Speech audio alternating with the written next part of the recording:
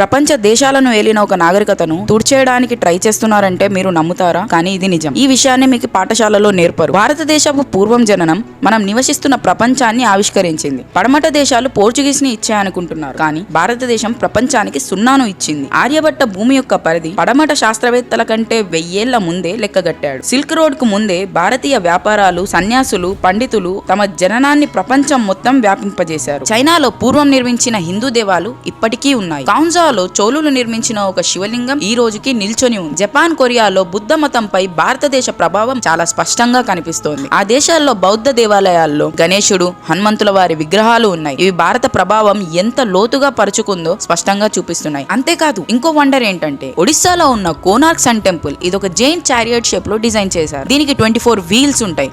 అవి సన్ డైల్స్ లా వర్క్ చేస్తాయి. ఇప్పటికీ అక్యురేట్ టైం నే చూపిస్తాయి. ఈ ఏన్షియంట్ ఇండియన్ కన్స్ట్రక్షన్స్ అన్ని మోడర్న్ లాజిక్ ని ఛాలెంజ్ చేస్తున్నాయి. అప్పుడు టెక్నాలజీ లేకపోయినా ఇంత పర్ఫెక్ట్ గా ఎలా బిల్డ్ చేశారు? వాళ్ళకి టైం కన్నా ముందే నాలెడ్జ్ ఉందా, లేదా మన అందరికీ తెలియని ఇంకా ఎక్కువ సీక్రెట్స్ ఉన్నాయా? ఇది జస్ట్ హిస్టరీ కాదు, ఇది మన కల్చర్, మన ఇంటెలిజెన్స్, మన కళలో ఉన్న మహత్వాన్ని చూపిస్తోంది.